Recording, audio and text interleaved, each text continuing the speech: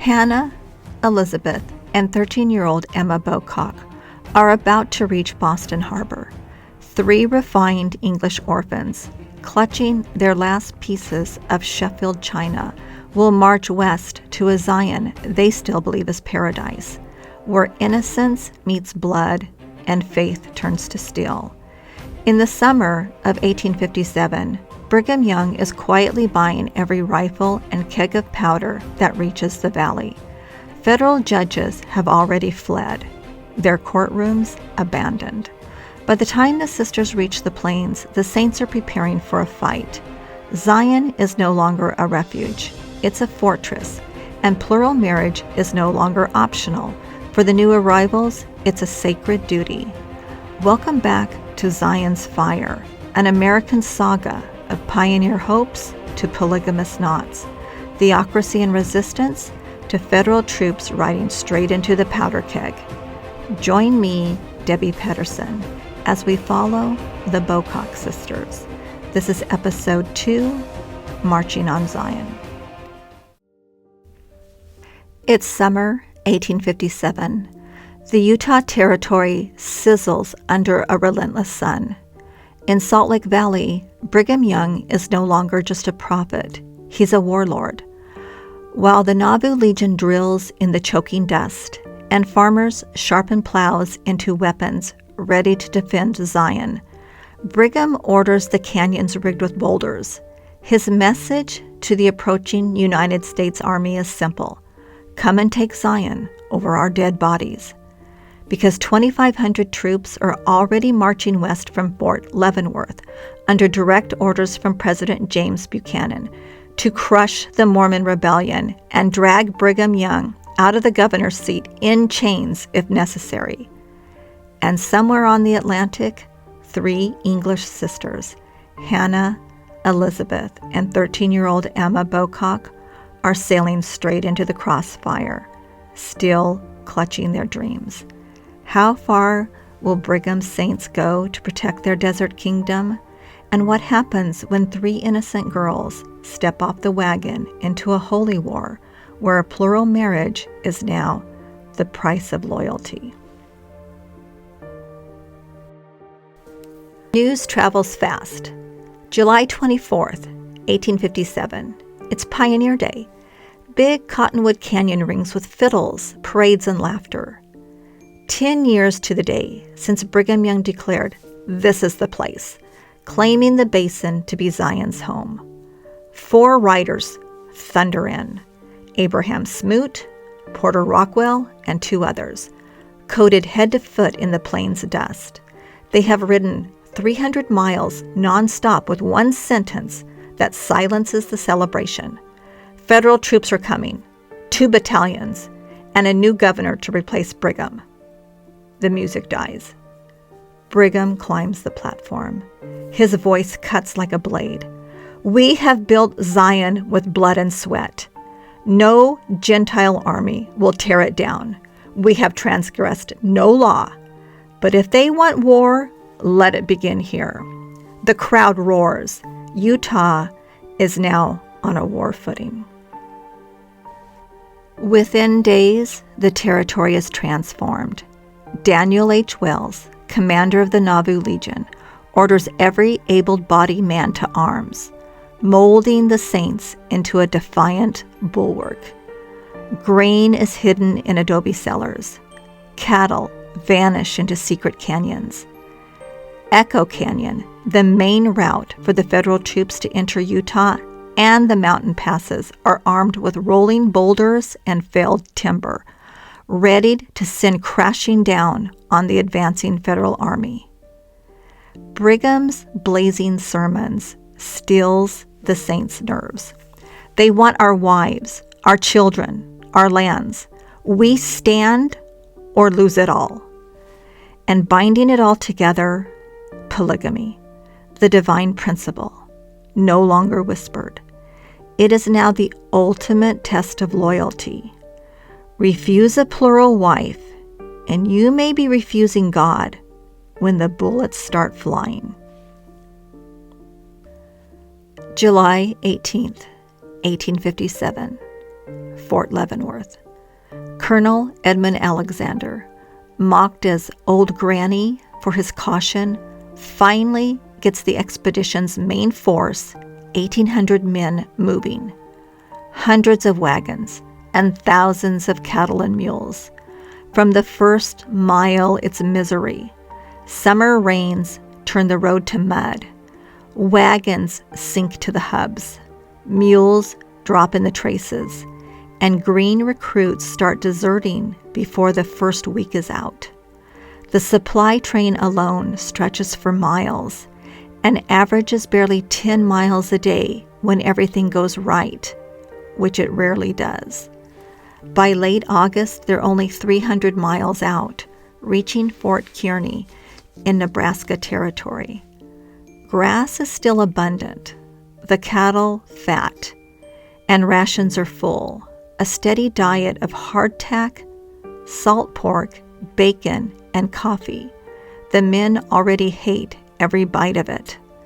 The army stumbles through multiple crossings of the winding Platte River, sprawling a mile wide, its muddy bed Myers wagon wheels, sowing chaos among the troops inching towards Wyoming. The loss of mules to exhaustion is staggering, and troop morale strains amid the heat, dust, and cholera outbreaks. But the real crisis is still weeks away. Buchanan blames Congress for the late start. In a letter that summer, he wrote his nephew, "Congress, by refusing to appropriate the money in due season, have compelled me to send the army to Utah at the most unfavorable period of the year. The troops will be compelled to encounter the horrors of a mountain winter before they can reach their destination." By early September, frost is already rimming the grass at night along the Sweetwater, and the veterans know real snow can't be far behind. The army was bleeding long before it ever saw a Mormon rifle. And far to the south, in the dusty streets of San Antonio, the one officer who might actually turn this plotting disaster into a real campaign, Colonel Albert Sidney Johnston, has just received his orders. He mounts up with a handful of men and begins the long ride north, still more than 1,000 miles from the crawling columns on the Platte River. Brigham Young's defiance is already taking shape. Couriers raced eastward with secret orders for Lot Smith and Porter Rockwell. Watch, wait, harass if you can. Be ready to burn everything if they force their way through. Fortifications keep rising in Echo Canyon. The Nauvoo Legion drills in the mountains, ready to fight for Zion to the last man.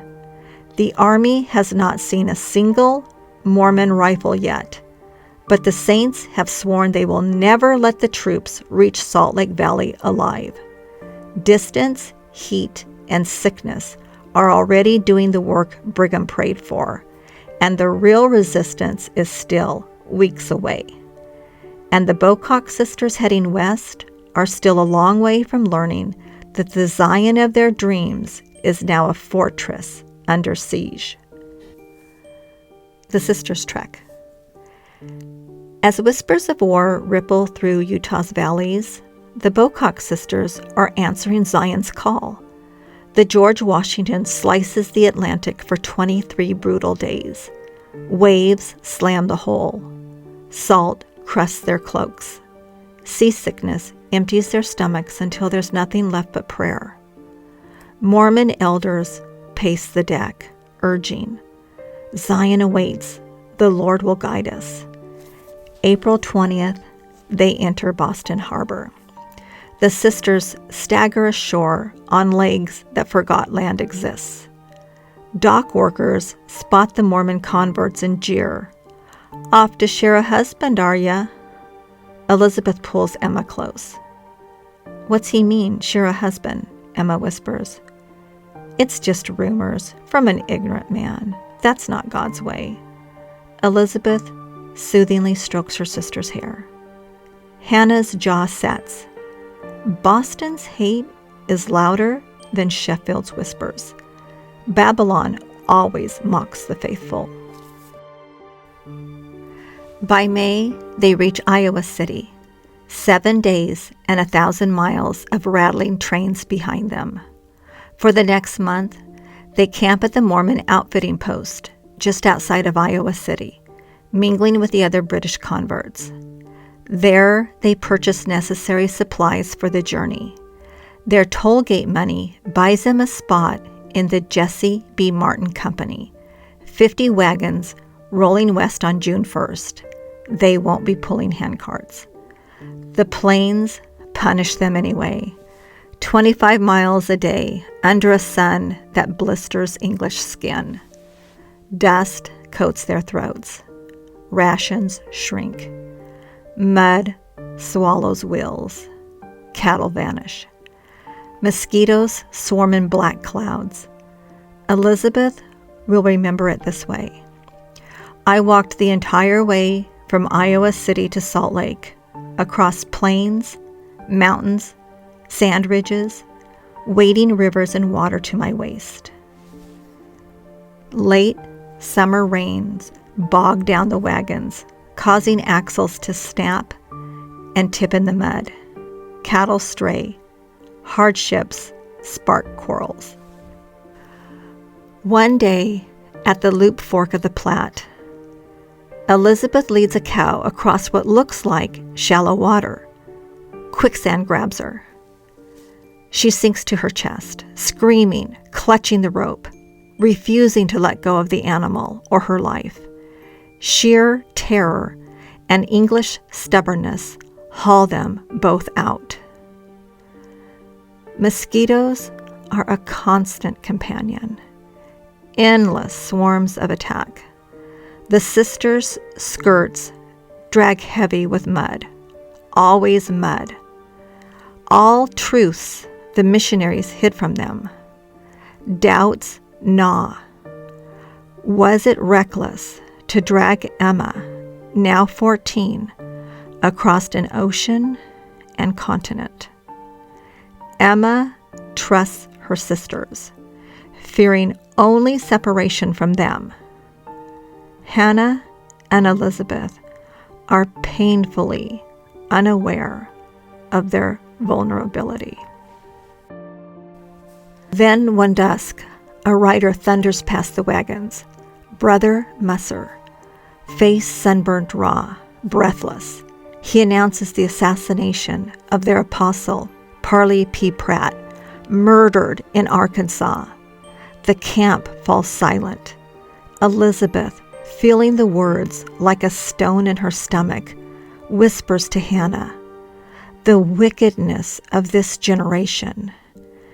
News of the apostles' death bolsters their feeling of urgency to get to Zion. Elizabeth, unable to shake the dreadful impression, it remains with her, marking every step of her journey. A week later, westbound travelers shout as they pass by, "Best be in a hurry, the army will get ya. They're just behind a little way." The sisters exchanged glances. An army? This is the first the company hears of an advancing army on Zion. Elizabeth's carefully packed china rattles, along with her dreams of Zion. Early September 1857, Fort Bridger, 110 miles from Salt Lake City. The Martin Company limps in for wagon repairs after 3 months on the trail, hoping for fresh oxen and sacks of flour. What they find is no longer a trading post. It's a Mormon fortress. Nauvoo Legion scouts gallop the perimeter, eyes on the eastern horizon. Settlers hoard bullets and grain like it's Judgment Day. The air smells of gun oil and fear. Hannah, Elizabeth, and Emma now get their first glimpse of Zion, a desert kingdom under siege. Conclusion.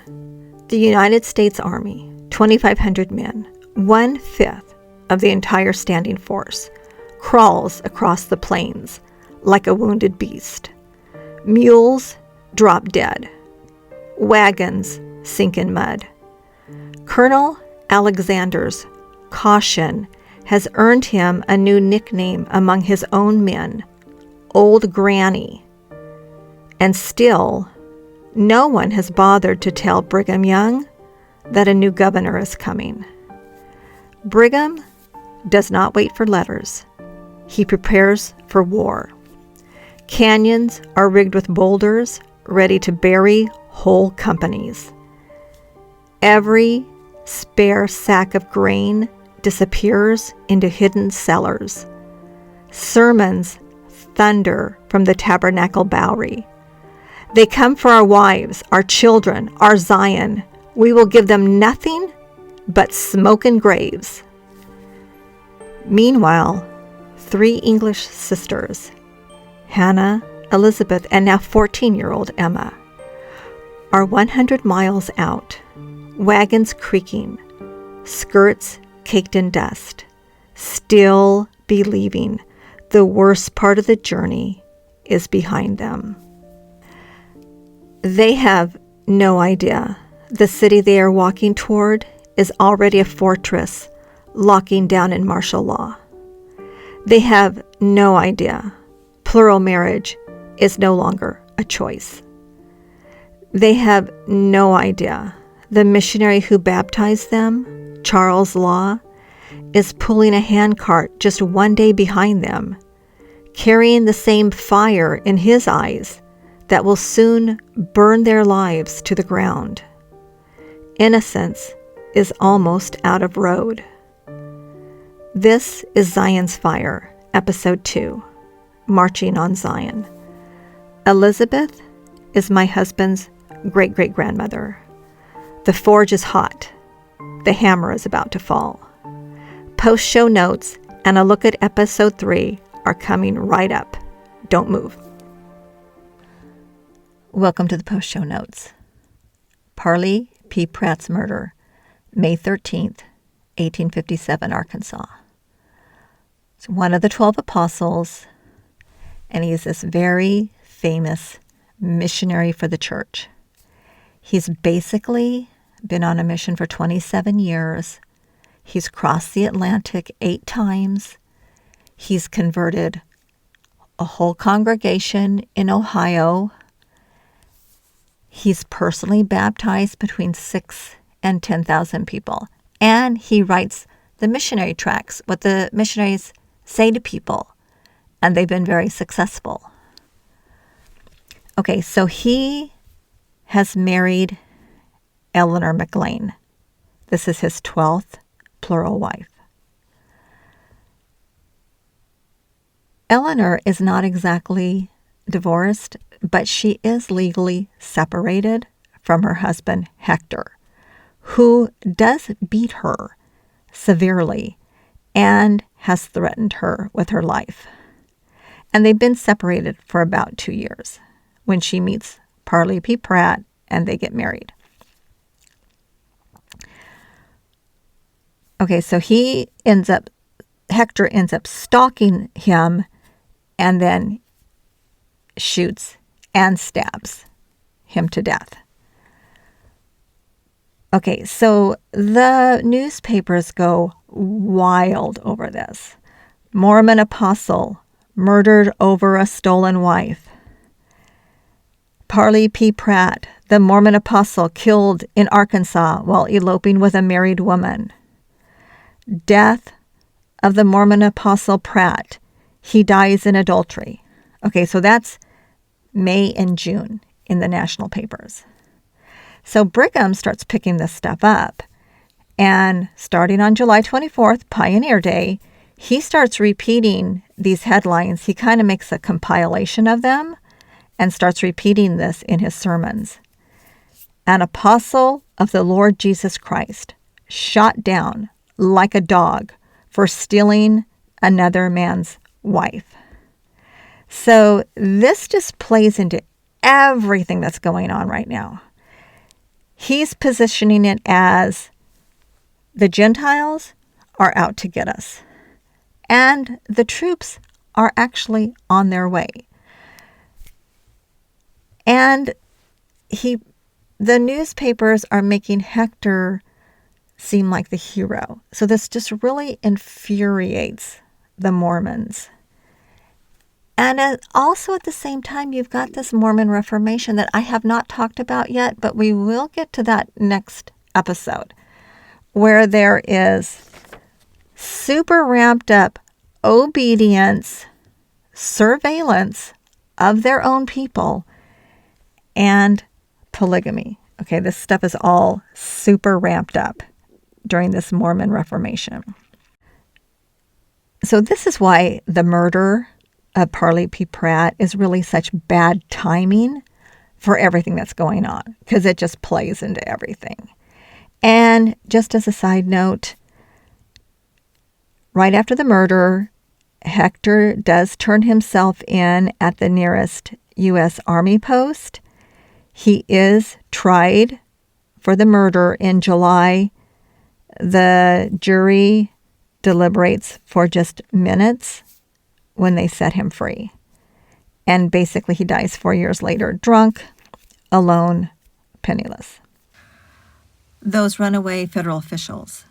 So in May, federal Judge George Stiles and there's a general surveyor by the name of David Burr who have made this plan that they're going to escape out of Salt Lake, and they're going to pack everything that they can take with them. They have a small armed escort who's going to take them out, and they're going to leave by the cover of night.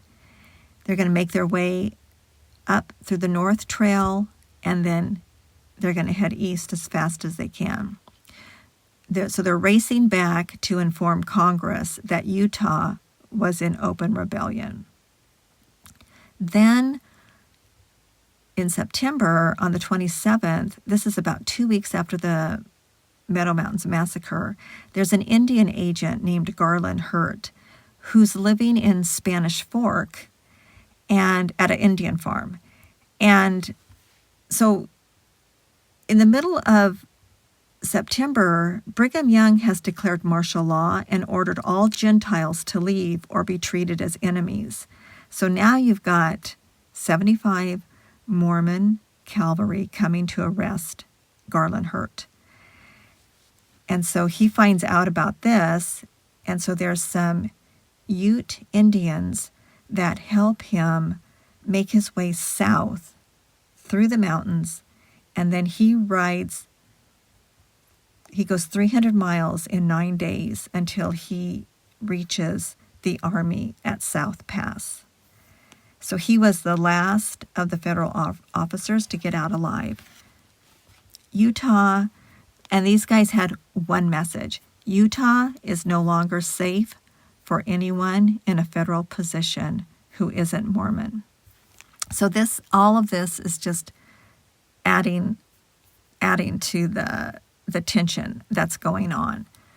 So were there federal officials that were killed? Yes. There's earlier ones that are kind of debatable, but in the summer of 1857, there is a small federal male, MAIL, male party under Lieutenant Maury, who were attacked by Mormon raiders, which is part of the Nauvoo Legion, east of Fort Laramie, where several soldiers were killed and some of the Teamsters. So it was this, in the summer, of 1857, it was this overt act of war by the Mormons, which Buchanan was able to use in justifying sending in the army. September 1857 is almost here. What comes next? The Bocock sisters are about 100 miles out, still believing Zion will be beautiful. They have no idea the city gates are about to be locked under martial law. No idea plural marriage is now the price of survival. No idea that south of Salt Lake is a quiet meadow called Mountain Meadows. The worst is already happening. The storm isn't coming, it's here. Subscribe so you don't miss episode 3. The fire is about to consume everything. See you on the trail.